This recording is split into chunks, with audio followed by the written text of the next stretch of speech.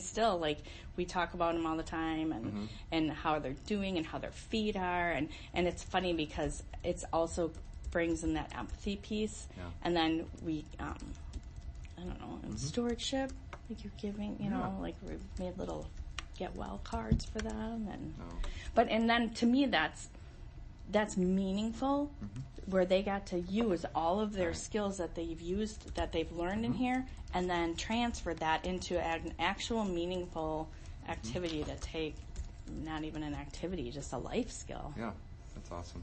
So it's great when it works out that way, right? It's awesome when it works out that way. All right, so the next section deals with reflective teachers who are aware of students' learning needs and then assess the effectiveness of their lessons. So it's flipping it a little bit. So as you reflect on the lessons that you teach, when you look at your class, which students are engaged and how do you know? And you can say by name, or you see students who are frequently engaged.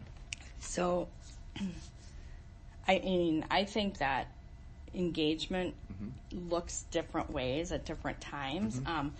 I had a hard time at first realizing, like, engagement doesn't always mean they're always looking at you and sitting perfectly and being attentive to you. Different kids learn different ways, but one of the ways that I make sure that I feel like I can get my lessons across and that they're engaged is through varying my lessons. Like, even though there's a format, it's the it's the mini lesson, and then it's the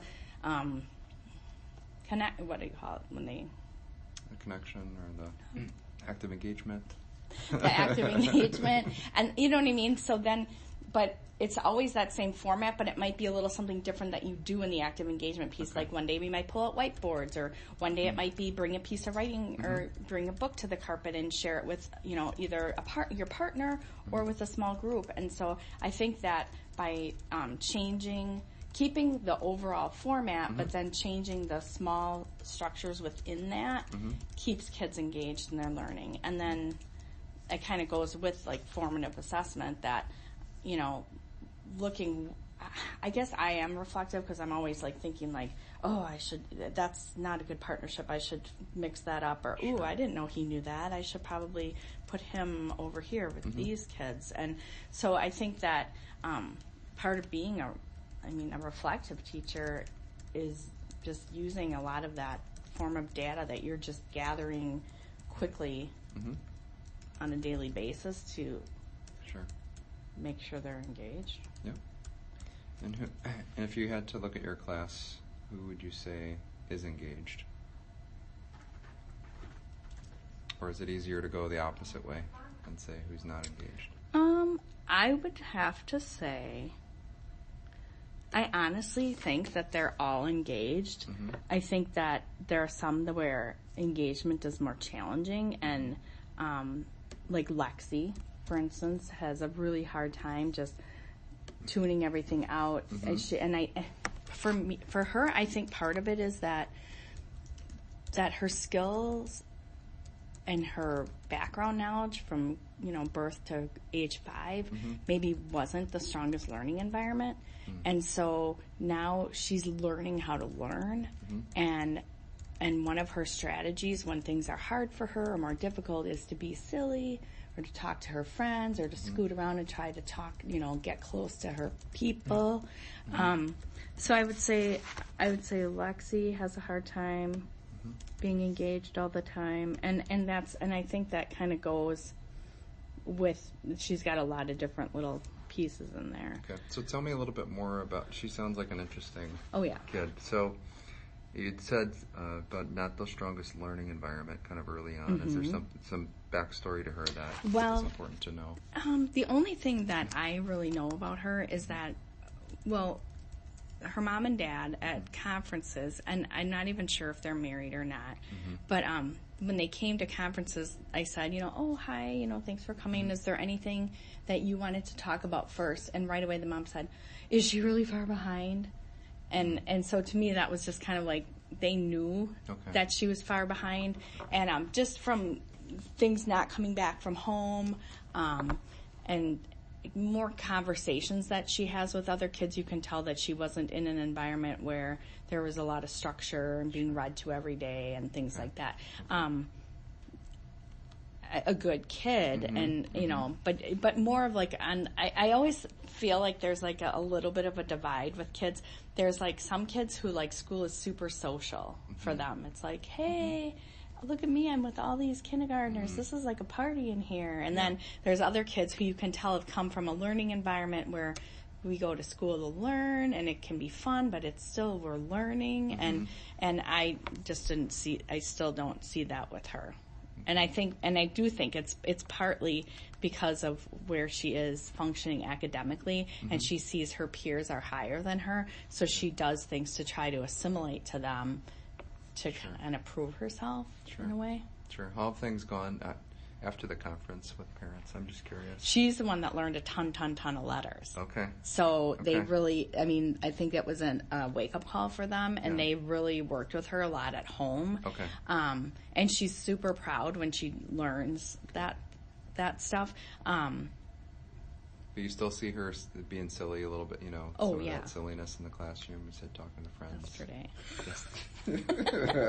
Just to clarify. Yeah. Okay. Yes. Okay. For sure. Interesting. Okay. Other kids who aren't engaged that you would say? Well, Jackson, Mason. I mean, literally, there's Ellie, Violet. They're all, I mean, Micah. They're all, Nolan, Evan. Okay, so Nolan and Evan are very active, two very, very active little boys who have a really hard time just controlling their bodies and, you know, and so if you looked at them, if I was teaching, you would think, like, they are not engaged. I just think it's like physically, like they have a hard time sitting still. They're pulling their arms in their shirts and they're doing anything. But you ask them a question about something later on, or they'll, you know, go back and you look at their writing and, they're doing like exactly what you showed them in the mini lesson. You might have to go back over and remind them like 5 times, like, boys, keep working, or, you know, that. Yeah. But to me, they're engaged. I mean, just because they're expressing it a different way, they're, you know, and they're just trying to keep, and I think that's who goes with, I don't want to say being respectful, but knowing how to learn. Like they know, like they have to try to control their body and control what they're doing.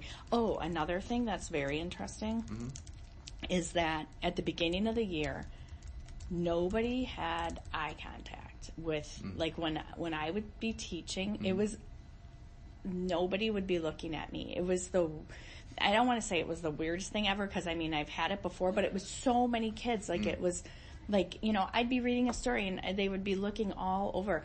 And so I made a really big deal at conferences about it, because one of our goals and standards for speaking and listening is that the first thing that you get checked on is, do you have eye contact?